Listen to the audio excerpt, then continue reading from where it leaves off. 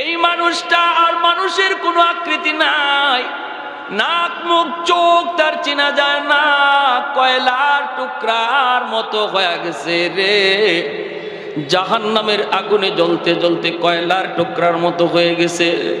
আল্লাহ পাক রব্বুল আলামিন কুদরতি হাতের মধ্যে তারা উঠাবেন, উঠে আল্লাহ পাক বলবেন, বান্দারে কেন আমাকে তুমি ডাকতেছো? জাহান্নাম তো আমাকে ডাকার জায়গা নয়, আমাকে ডাকার জায়গা ছিল দুনিয়ার জগৎ। দুনিয়াতে একবার যদি আমাকে ডাক দিতে ৭০ বার আমি জবাব দিতাম, যেরকম সুবহানাল্লাহ। তাহলে বলুন তো আমল করার জায়গা মরার পরেই না মরার আগে? এ ভাই খেয়াল করে শোনো, আল্লাহ পাক রব্বুল আলামিন বলবে, বান্দা কেন ডাকো একটু বলো। তখন বলবে, মালিক ও মালিক, দুনিয়াতে আমি আমল করতে পারি নাই, আমলের মধ্যে আমার অনেক ঘাটতি, কিন্তু মালিক উলামায়ে কেরামের জবানে শুনেছি তোমার নাম রহমান, তোমার নাম হলো রহিম। আল্লাহ রহমান নামের খাতিরে একটু রহম করবানি, রহিম নামের খাতিরে মায়া করবানি। আল্লাহ পাক রব্বুল আলামিন তখন তারে আবে হায়াতের পানি দিয়ে ধুইয়া মানুষের আকৃতি আনবেন। রব্বুল আলামিন বলবে, একটু দয়া করার কথা বলছো, করব কি চাও তুমি বলো। কয়, আল্লাহ আমাকে তুমি জাহান্নামের নিচে ফেলায় রাখছো, দয়া করে যদি একটু উপরে উঠাইতা, একটু যদি তুমি জাহান্নামের উপরে দরজার কাছে রেখে দিতা গো। ও মালিক তুমি তো পারো, তোমার নাম রহমান। আল্লাহ পাক রব্বুল আলামিন তখন বলবে, বান্দা ঠিক আছে আমি তোমার উপরে রহম করলাম, কথা আমি রাখলাম, কিন্তু ওয়াদা করো, ওয়াদা করো এরপরে আর তুমি কিছু চাইবা না। কই না গো মালিক আমি আর কিছু চাইবো না। জাহান্নামের দরজার পাশে এনে আল্লাহ তারে রেখে দিবেন। কিছুক্ষণ পরে আবার আল্লাহকে ডাক শুরু করবে, ইয়া হান্নান ইয়া মান্নান কয়া আবার ডাক শুরু করলো। বান্দা কি হয়েছে, আবার কেন ডাক দিয়েছো? কইব মালিক আমাকে যেই জায়গায় তুমি রেখে দিয়েছো এই জায়গাটা জাহান্নামের দরজার পাশ। আল্লাহ তুমি আমারে যেইখানে রাখছো এটা জাহান্নামের দরজার পাশ। এই জায়গাটা যেমন দরজার পাশ ওই জায়গাটাও দরজার পাশ। আল্লাহ তুমি যদি আমাকে দয়া করে এই পাশে না রেখে ওই পাশে রেখে দিতা। তোমার নাম তো রহমান, তোমার নাম তো রহিম। বলুন তো আপনারা বুঝে থাকলে বলুন, দরজার এই পাশ ওই পাশ বেশ কম আসেনি না নাই? আরো জোরে। এই পাশ হলো জাহান্নামের ভিতর, আর সে এখন যে পাশে যাইতে চায় এটা জাহান্নামের বাহির। সেই কথা কয় না আল্লাহ আমারে জাহান্নামের বাহিরে দিয়া দেও, এই কথা কয় না। না কয়ে বুদ্ধি করে কয়, আল্লাহ আমারে যেখানে রাখছো এটা তো দরজার পাশ, তো এই পাশে না রাখে আমার ওই পাশে রেখে দাও। আল্লাহ পাক রব্বুল আলামিন তখন বলবে, বান্দা তুই না ওয়াদা করেছিলি আর কিছু চাইবি না? কয় মালিক আমি তোমার দয়ার কাঙ্গাল, আমি তোমার মায়ার কাঙ্গাল। আল্লাহ তুমি তো দয়া করলে কারো কাছে তোমার জবাব দেওয়া লাগবে না। রব্বুল আলামিন তখন বলবে, বান্দারে ঠিক আছে তোর কথা আমি রাখলাম, দরজার ওই পাশেই রেখে দিলাম, কিন্তু ওই পাশটা তো জাহান্নামের বাহির। বুদ্ধি করে তুই কথা বলছো নে, আমি তোর কথা রাখলাম, কিন্তু ওয়াদা কর এরপরে আর কিছু চাইবা না। এরপরে আর কিছু? কয় মালিক ওয়াদা করলাম আর কিছুই চাইমু না, কিছুই চাইমু না। আল্লাহ পাকের কাছে দ্বিতীয়বার ওয়াদা করলো। আল্লাহ তারে জাহান্নামের বাহিরে এনে রেখে দিলেন। কিছু দূর যাবার, কিছুক্ষণ যাবার পরেই সে তাকায়া দেখে ওই যে দেখা যায় জান্নাতের গেট। জান্নাতের গেটটা তার নজরে পড়লো। জান্নাতুল ফিরদাউস, জান্নাতুন নাঈম, জান্নাতুল মাওয়া। জান্নাতের গেটটা দেখে আবার ডাক শুরু করে দিছে, মালিক। আল্লাহ পাক তখন কইব, বান্দারে কেন আবার ডাক দিলি? কয় মালিক আমারে তুমি যেই জায়গায় রাখছো এই জায়গাটা জাহান্নামের ভিতরেও না, জান্নাতের ভিতরেও না। আল্লাহ আমাকে যেখানে রাখছো এখানে রাখা যে কথা, জান্নাতের গেইটের পাশে রাখা এক কথা। ওই বুঝে আসছে আপনার? আমি বলি না আমাকে জান্নাত দিয়া দাও, গেটের পাশে একটু রেখে দাও, এখানে রাখা আর ওখানে রাখা এক কথা। আল্লাহ পাক রব্বুল আলামিন কই বান্দা আমিও তো বুঝি এক কথা হই, কিন্তু তুই না ওয়াদা করেছিলি এরপরে আর কিছু চাইবি না। তখনই কই মালিক আমি তোমার দয়ার কাঙ্গাল, আমি তোমার মায়ার ভিখারি। আল্লাহ বলেন বান্দা নে, এই কথাও আমি রাখলাম, তোর জান্নাতের গেটের পাশেই রাখলাম, তবে ওয়াদা কর এরপরে আর কিছু চাইবি না। কয় মালিক আর কি চাওয়ার আছে, এত দূর পর্যন্ত আইছি এটাই শুকরিয়া, এর বেশি আর কেমনে চাইমু, আমার পুঞ্জি নাই, আমার তো মূলধন নাই।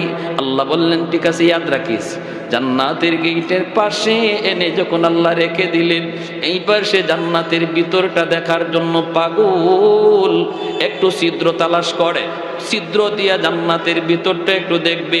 আল্লাহ পাক রব্বুল আলামিনের মানসা হলো তারে আল্লাহ পাক জান্নাতের ভিতর দেখাবে।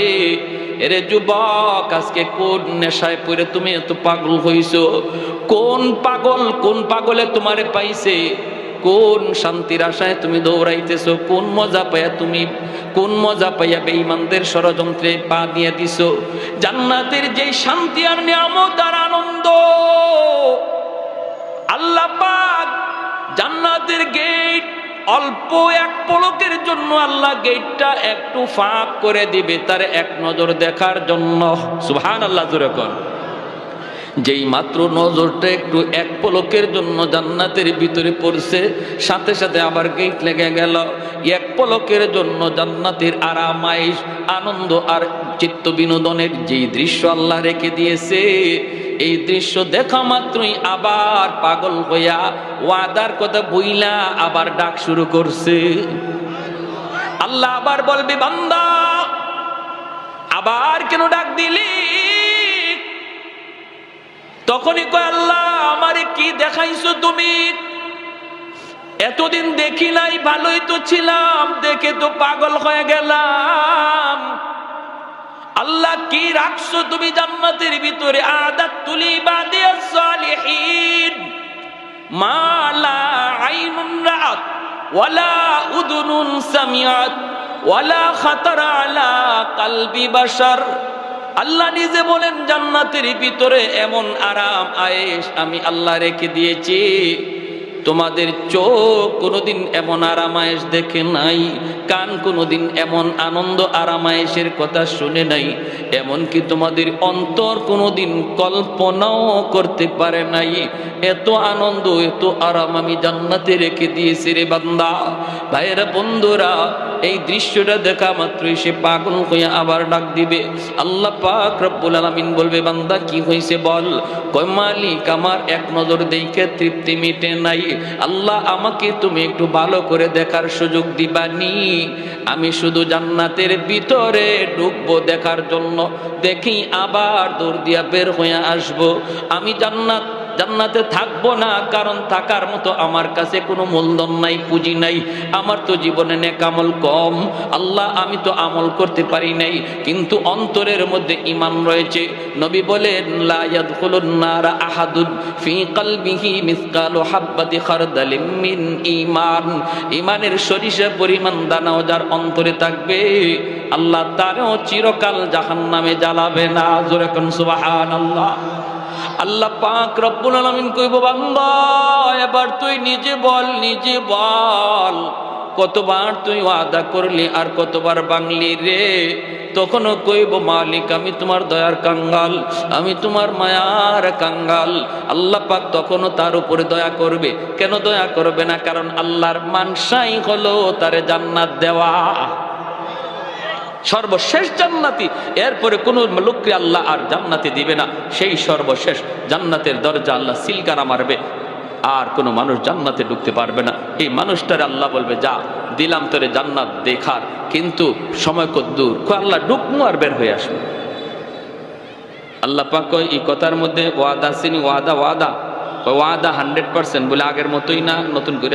না আগের মতো না, আগের মতো না, এই ওয়াদা আমি ভাঙবো না, ডুববো আর বের হয়ে আসবো। আল্লাহ বলতেছেন বারবার, শোন ভালো করে বল, আগের মতো নাকি পাকা পোক্তা? কয় পাকা পোক্তা। আল্লাহ আগের মতো হবে না। এইবার আল্লাহ পাক বললেন, ঠিক আছে ডুববি আর বের হয়ে আসবি, দেরি করবি না। যেই মাত্র আল্লাহ পাক জান্নাতের গেটটা একটু খুলে দিবেন তার জান্নাত দেখার জন্য, মায়ার নবী হাদিস শরীফের ভিতরে বলেন, এই লোকটা তখন 16ই ডিসেম্বরে দৌড় প্রতিযোগিতায় যেমন বাচ্চারা দৌড় দেয় কোমর একদম শক্ত কইরা, সেও এরকম প্রস্তুতি নিবে দৌড় দেওয়ার জন্য। গেটটা খোলা মাত্র এমন একটা দৌড় দিছে, আর পিছনের দিকে আর ফিরে তাকায় না, শুধু ভিতরে ঢুকে দেখা দেখি বন্ধ, খালি ভিতরে ঢুকি। ওর মনে ইচ্ছা হইল আগে ভিতরে ঢুকি, বের হতে যেন সময় লাগে, দেখমু পরে, আগে ভিতরে ঢুকি, যদি আল্লাহ বের হ বাইরে বার সময় খালি দেখুন। এমন দৌড়, আর পিছনে তাকায় না। আল্লাহ পাক দিছে ধমক, এই বান্দা থাম। ধমক খাইয়ে থামছে। আল্লাহ পাক কয়, কি রে, এটাই ওয়াদা ছিল? এটাই কি তোমার সাথে কথা ছিল? বের হও। যখনই আল্লাহ বলছে বের হও, তখনই মাথাটা নিচের দিকে দিয়া অনুতপ্ত হইয়া অনুশোচনার সাথে কই, মালিক তুমি আমাকে বুঝি জান্নাত থেকে বের করে দিবা? আল্লাহ পাক কয়, আমি কেন বের করব? তুই তো নিজেই বললি জান্নাতে ঢুকবি আর বের হয়ে আসবি। কোন মালিক, তুমি যদি আমাকে জান্নাত থেকে বের করে দাও গো, তাহলে তোমার ওয়াদা ভাঙ্গা হবে। আল্লাহরে কয়, কথা বুঝছেন? আমারে যদি এখন তুমি জান্নাত থেকে বের করে দেও, তোমার ওয়াদা ভাঙ্গা হবে।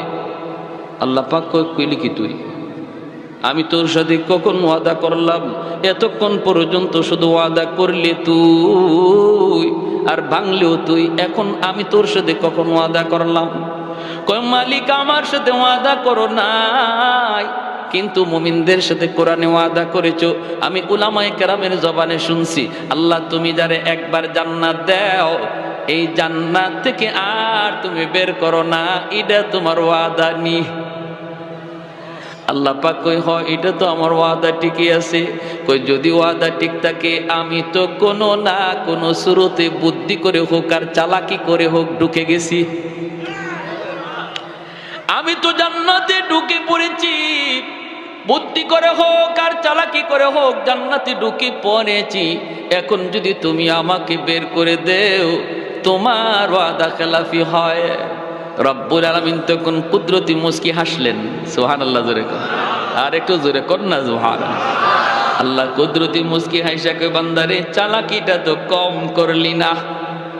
মনে হয় বাঙালি,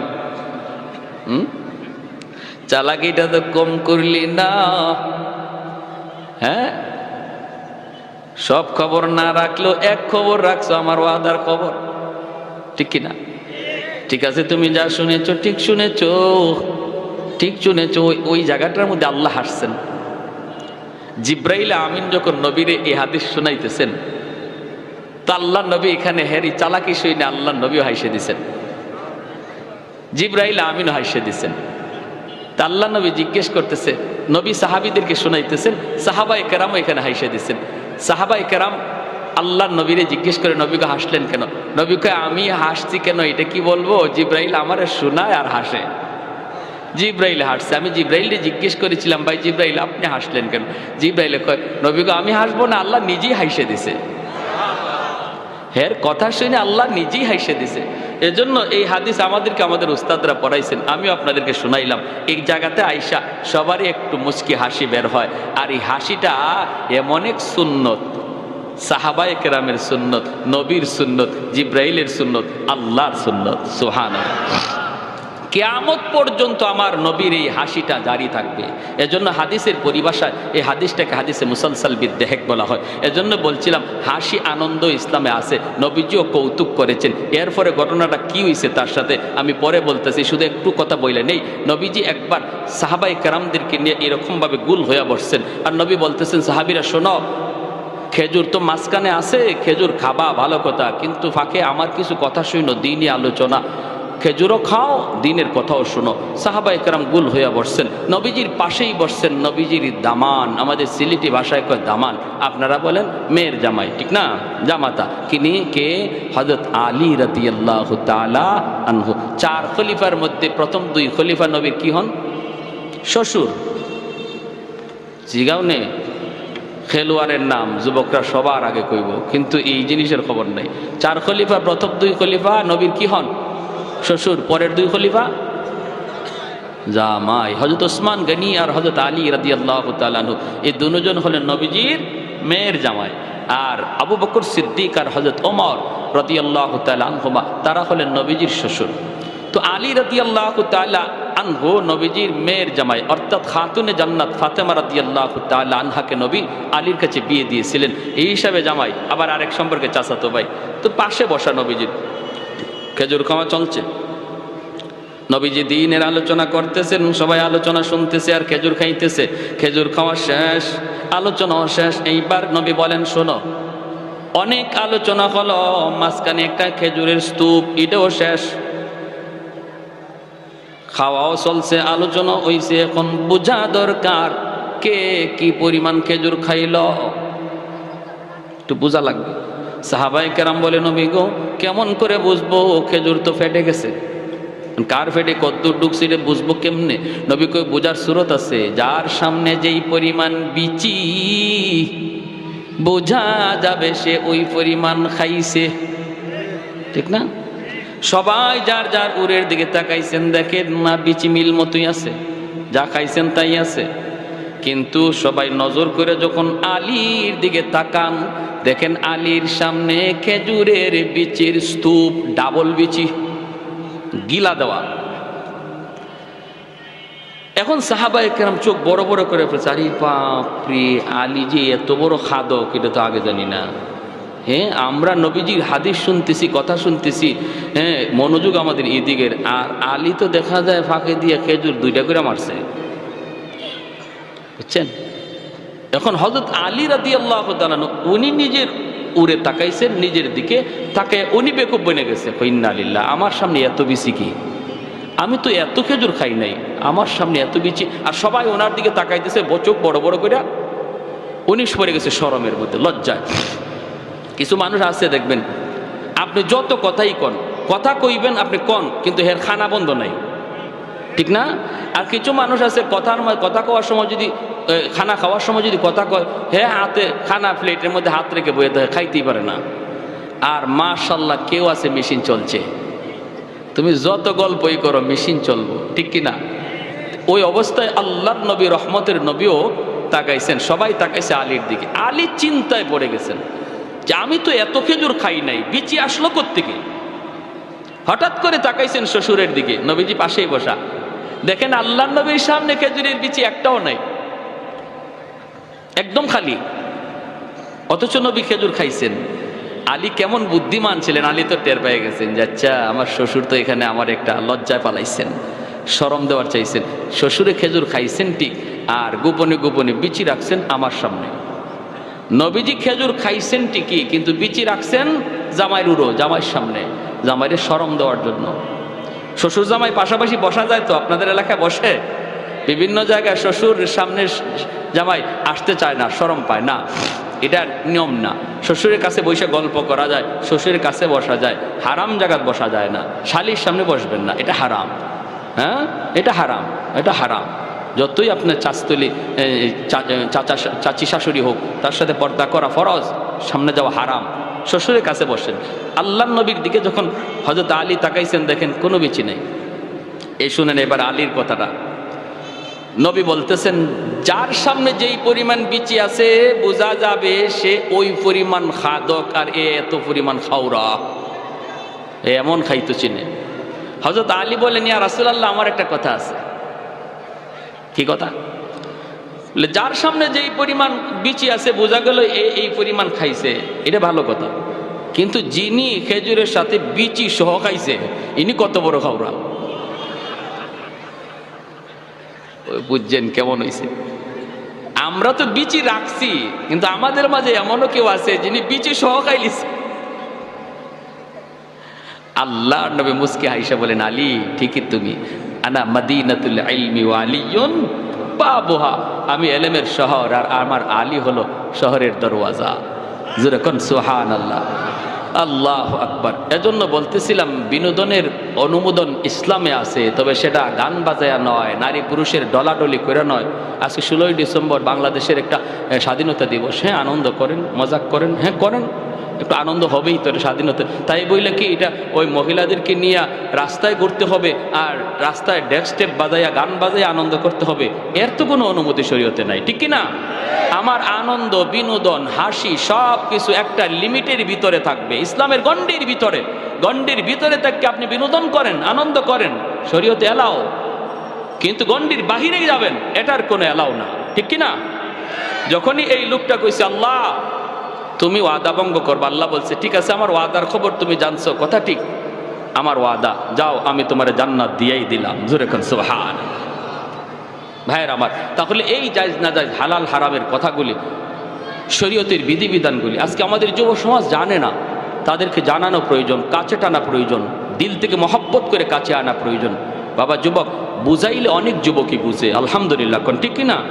অনেক যুবকের পরিবর্তন এসেছে, অনেক যুবকের পরিবর্তন। ফোন দেয় আমাদেরকে, হুজুর আমার জীবন চেঞ্জ হয়ে গেছে, হুজুর আমি আমার পথ বদলাই ফেলছি, আলহামদুলিল্লাহ হুজুর আপনার ওই বয়ানে, আপনার ওই বয়ানে হুজুর আমি অনেক পরিবর্তন। কত যুবক মসজিদে আসে, হুজুর আমার দাড়ি ছিল না, দাড়ি রাখছি, হুজুর আমার মাথায় টুপি ছিল না, টুপি রাখছি। দিল থেকে কথাগুলি বললে আলহামদুলিল্লাহ সমাজের যুব সমাজ এখনও তারা প্রস্তুত কথা নেওয়ার জন্য। এজন্য আমি কথাগুলি বললাম, যুবক আল্লাহর দোহাই আমার জীবনের প্রতিটা কাজ যেন শরীয়তের গণ্ডির ভিতরে হয়। আর এই কথাগুলি আমি তখনই জানবো যখন উলামা ইকরামের সাথে চলবো, যখন মাদ্রাসা আসা যাওয়া করব, আলেম উলামা আসতেছেন শুনছি, সাথে সাথে সেখানে যেয়ে বসবো। যখনই আমার অন্তরে তলব থাকবে, অন্তরে নেওয়ার ইচ্ছা থাকবে, তখন আল্লাহ আমাকে হেদায়েত দান করে দিবে।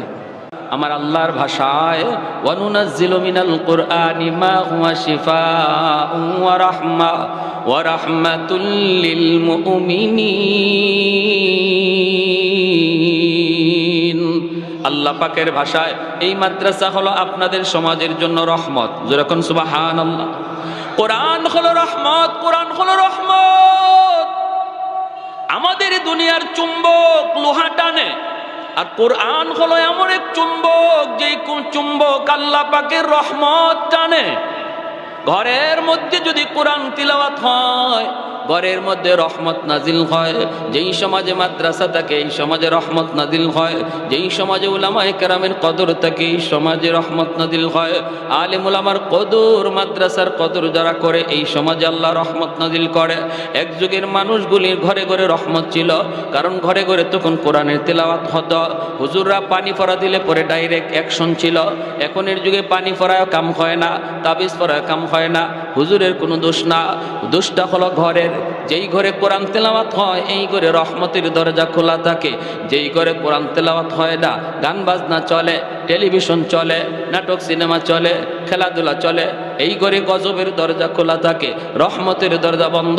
মুসলমানের ঘরে প্রতিদিন টেলিভিশন অন করা হয়, টেলিভিশন চালু করা হয়, কিন্তু প্রতিদিন কোরআন চালু করা হয় না, ঠিক কিনা জোরে বলেন?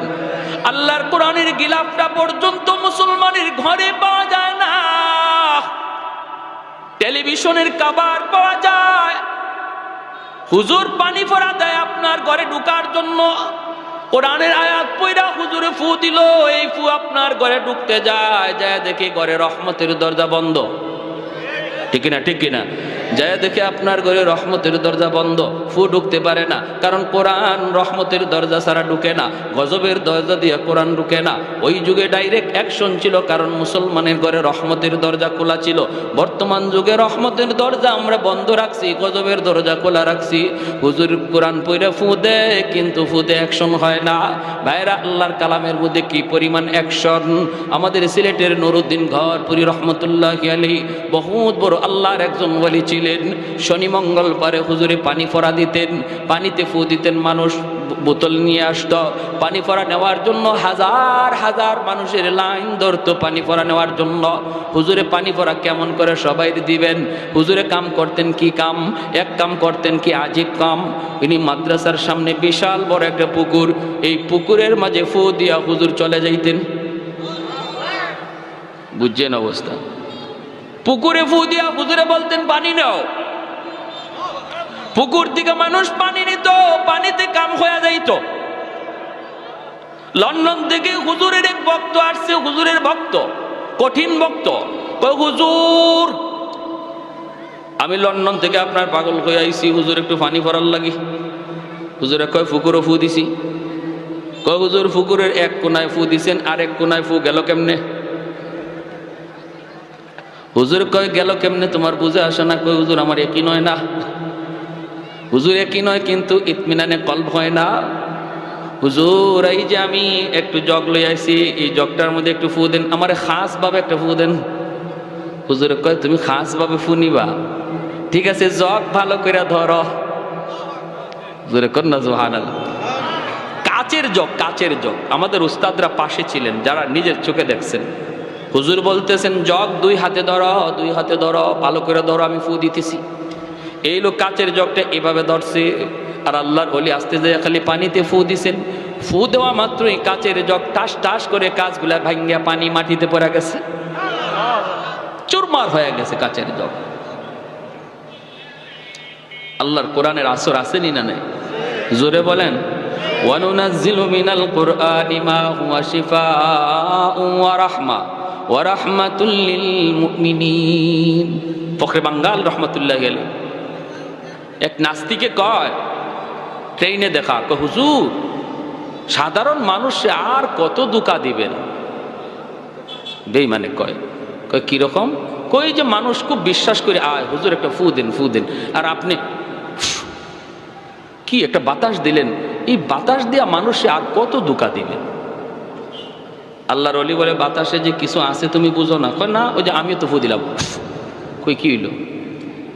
আল্লাহর ওলি বলে ফুতে কি হয় তুমি বুঝো না? কয় না বুঝি না। বুঝাইবেন? হুজুর কয় বুঝাইতেছি তো। ফুতে কি হয় বুঝো না? কয় না বুঝি না। কয় বাতাসে কি হয় বুঝো না? কয় না বুঝি না। আল্লাহর ওলি কয় তুমি বুঝবা কেমনে? তুমি তো যারর সন্তান, তোমার বাপের ঠিক নাই। ঠিক কর লাগে কই নাই, এখানে হেকমত আছে। যখনই আল্লাহর ওলি কইছে তোমার তো জন্মের ঠিক নাই, তখনই হের চেহারা লাল হয়ে গেছে। গালিটা সহজ না কঠিন? কঠিন না? চেহারা লাল হয়ে গেছে, বডিটা ফুলে গেছে, হাত মা ঘুরাইতেছে, ধরে লিব এখনই হুজুরে খেয়ে ফেলাইব। মানুষজন জমা হয়ে গেছে সব। মানুষজনকে কি হয়েছে হুজুর? কি হয়েছে না? হ্যাঁ সবাই থামাইতেছে, কি বিয়া কি হয়েছে? হুজুরের সাথে লাগছে। হুজুরে চিনো? কারে চিনমুনি পরে আগে আমার কি জাত গালি দিছে হুজুরে। হুজুর কি গালি দিচ্ছেন? হুজুর কয় না বেশি কিছু কইছি না তো, আমি কইছি যারর সন্তান, জন্মের ঠিক নাই। কয় হুজুর একটু বেশি হয়ে গেছে। হুজুরে বলে আমি তো গালি দিছি না, মূলত গালি দিয়ে তারে বুঝাইছি বাতাসে যে অ্যাকশন আছে। কয় কিরকম? কয় দেখেন, হ্যাঁ বলছে আমরা যে ফু দেই, বাতাস দেই, বাতাসে কি আছে এ বিশ্বাস হয় না, তো আমি তার একটা বাতাস ছাড়ছি। গালি এটা তো একটা বাতাস, আমি যে তারে কি মারছি? এই তোমার মারছি আমি? কয় না মারে নাই। হুজুরে মারে নাই, মারে নাই, কিন্তু আমি তার একটা বাতাস ছাড়ছি, নাপাক গালির বাতাস। এই নাপাক একটা গালির বাতাসে যদি তার চেহারা লাল হয়ে গেল, বডি ফুলে গেল, বডিতে এমন আসর করলো একটা বাতাসে যাইয়া আল্লাহর কালাম পাক পাক কালাম পইরা বাতাস দিলে যে আসর হয়, এটা তারে বুঝাইছি। কি বুঝেন? যেমন কুকুর তেমন হইছে না? হইছে না? 100-100। এজন্য বলতেছিলাম, যেই ঘরে কোরআন তিলাওয়াত হয় এই ঘরে রহমতের দরজা খোলা থাকে, রহমতের দরজা খোলা থাকে। ভাইয়েরা, যেই সমাজে মাদ্রাসার কদর, এই সমাজে রহমত নাজিল হয়, তাহলে আমাদের এলাকার জন্য যদি রহমত চাই, মাদ্রাসাকে ভালোবাসতে হবে। ঠিক কিনা? জোরে বলেন, আরো জোরে। মাদ্রাসার প্রতি বিদ্বেষ রাখা যাবে না, মাদ্রাসার প্রতি কোনো ধরনের খারাপ চিন্তা রাখা যাবে না। ছোট ছোট বাচ্চাগুলি ভুল হতেই পারে, এরা মানুষ, ফেরেশতা না, ভুল হতেই পারে। আমি যদি মাদ্রাসাকে দিল থেকে মহব্বত করি, তাহলে ভুল চোখে পড়লে আমি মাদ্রাসায় এসে যেভাবে সংশোধন হয় সেভাবে বলবো। রাস্তাঘাটে মাদ্রাসার বিরুদ্ধে কথা বলে বদনাম করব না। যদি করি তাহলে বোঝা গেল মাদ্রাসার সাথে আমার দুশ্মনী। আমার বদনামের কারণে যদি একজন মানুষ তার সন্তানকে মাদ্রাসা দেওয়া থেকে ফিরায় নেয়, না মাদ্রাসায় দেওয়ার চিন্তা করছিলাম, দিমু না, মাদ্রাসার ছাত্র নাকি এমন করে, এই ছাত্ররা মাদ্রাসায় না আসার কারণে যে পরিমাণ দোষী তার বাপ মা, এর চেয়ে বেশি দোষী ওই সমাজের লোকটা। ঠিক কিনা? আরো জোরে। মহব্বত আলামত হলো আমি মাদ্রাসায় এসে সংশোধনের নিয়তে আলোচনা করব। ছোট ছোট বাচ্চা, মিয়া শুনেন, ভালো করে শুনেন, স্কুল কলেজের বাচ্চাদের সাথে মাদ্রাসার ছাত্র এই শয়তান থাকে না, শয়তান থাকে ওই মাদ্রাসার ছাত্রের লগে। একটা ছাত্ররে যদি মাদ্রাসার একটা ছাত্রকে এই লাইন থেকে শয়তানে সরাইতে পারে, তাহলে শয়তানের জীবনের সকল শয়তানির শ্রেষ্ঠ শয়তানি এটা, ঠিক কিনা? শ্রেষ্ঠ